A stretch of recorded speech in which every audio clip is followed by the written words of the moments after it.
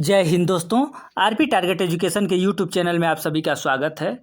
दोस्तों, अगर आप बीएड कर रहे हैं तो आपको ये जो पेपर दिखाई दे रहा है समकालीन भारत एवं शिक्षा, दोस्तों ये जो पेपर है आपको पढ़ना ही पढ़ना है, चाहे वो किसी भी यूनिवर्सिटी से आप बीएड कर रहे हो। तो दोस्तों आज जो ये हम बताने जा रहे हैं ये एमएसडीयू यानी महाराजा सुहेलदेव स्टेट यूनिवर्सिटी आजमगढ़ के अंतर्गत बीएड 4th सेमेस्टर के स्टूडेंट के लिए पेपर नंबर 2 के अंतर्गत ये आएगा। दोस्तों आइए देख लेते हैं इस पेपर के अंतर्गत आपको पढ़ना क्या है, सिलेबस आपका क्या है। दोस्तों जब तक आप सिलेबस नहीं देखेंगे, जब तक आप समझेंगे नहीं कि आपको पढ़ना क्या है, तो आप ये समझिए कि आपका काम आधा अधूरा रह जाएगा। दोस्तों अगर आपको क्लियर पता चल जाएगा कि इस विषय के अंतर्गत कौन कौन से टॉपिक पढ़ना है, तो आपका काम 50% आसान हो जाता है।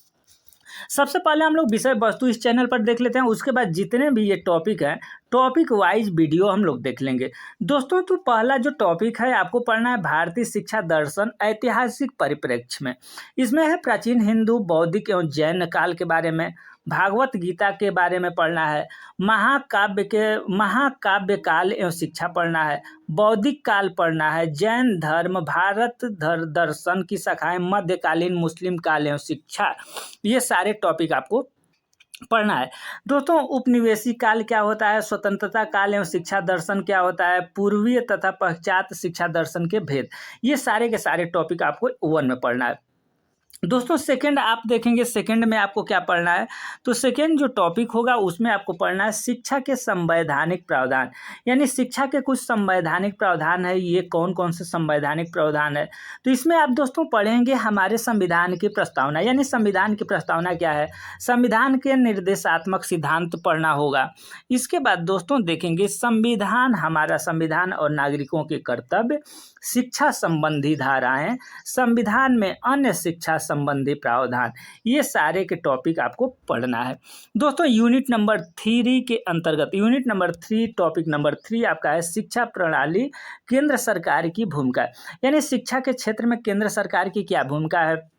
दोस्तों इसमें आपको पढ़ना है भारत के संविधान की प्रमुख विशेषताएं, शिक्षा संबंधी प्रावधान, भारतीय संविधान में शिक्षा से संबंधित धाराएं, उसके बाद संविधान की संघीय राज्यों समवर्ती सूचियां, भारतीय संविधान में 42वां संशोधन, संघ सूची, राज्य सूची और समवर्ती सूची, ये आपका तीसरा टॉपिक के अंतर्गत।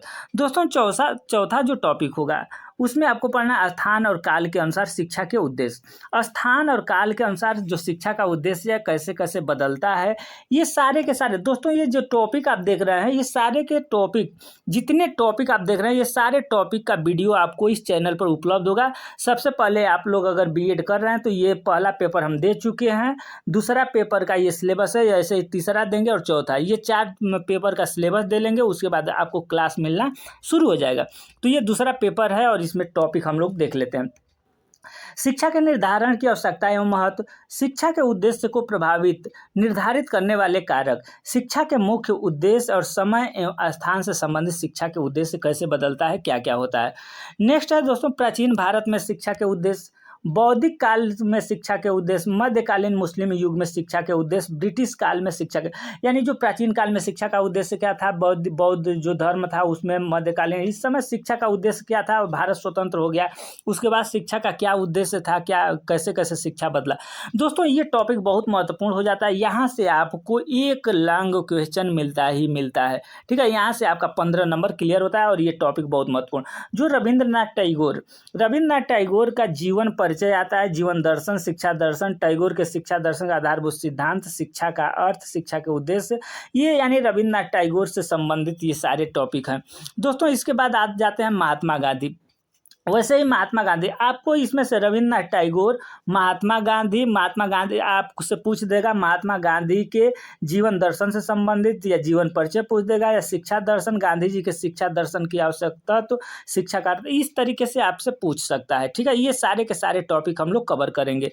उसके बाद दोस्तों श्री अरविंद घोष, ये 7वां यूनिट है, श्री अरविंद घोष का जीवन परिचय है, शिक्षा के क्षेत्र में इनका योगदान क्या है, इनका शिक्षा दर्शन के आधारभूत सिद्धांत क्या है, ये सारे टॉपिक टॉपिक हम लोग देखेंगे।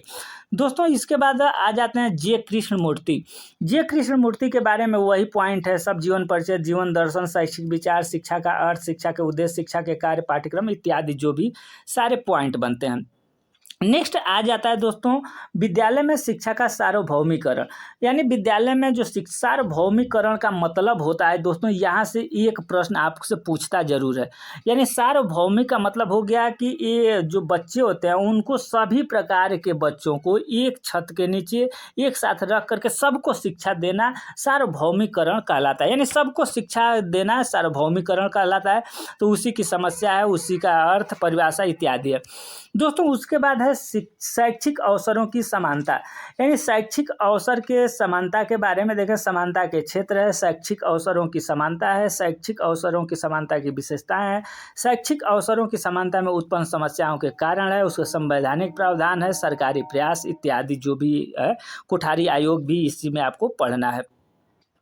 इसके साथ साथ दोस्तों देखिए राष्ट्रीय शिक्षा नीति क्या है। राष्ट्रीय शिक्षा नीति 1986 के प्रस्ताव इत्यादि आपको पढ़ना ही पढ़ना है।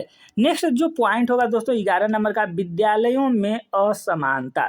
विद्यालयों में क्या असमानता है? विद्यालयों की व्यवस्था की विविध विधियां, शिक्षा संरचना के आधार पर विद्यालय व्यवस्था, शैक्षिक उद्यमों के आधार पर विद्यालय व्यवस्था, विद्यालयों के स्वरूप के आधार पर विद्यालय व्यवस्था, समान शिक्षा प्रणाली। ये आपका सेकंड पेपर के अंतर्गत आपको ये सारे के सारे टॉपिक पढ़ना है। नेक्स्ट है दोस्तों शिक्षा का अधिकार। शिक्षा का अधिकार, यहाँ से भी एक प्रश्न आपको मिलता है।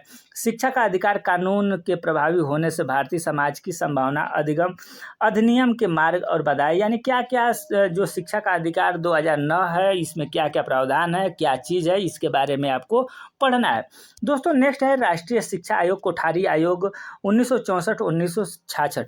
ये सारे बिंदु आपको राष्ट्रीय शिक्षा आयोग से संबंधित पॉइंट है, ये आपको पढ़ना है। नेक्स्ट जो पॉइंट पढ़ना है दोस्तों आपको, शिक्षा और राजनीतिक प्रक्रिया। यानी शिक्षा में राजनीतिक जो प्रक्रिया है, राजनीतिक क्षेत्र है, ये कैसे अपना हस्तक्षेप करती है, इसके बारे में आपको देखना होगा। नेक्स्ट जो पॉइंट होगा आर्थिक विकास एवं शिक्षा। यानी आर्थिक विकास में शिक्षा का अर्थ और परिभाषा यहाँ देखेंगे। आर्थिक विकास का अर्थ एवं परिभाषा, आर्थिक विकास के निर्धारक तत्व इत्यादि। नेक्स्ट जो पॉइंट है 16 नंबर दोस्तों, सामाजिक संस्कृति एवं शिक्षा।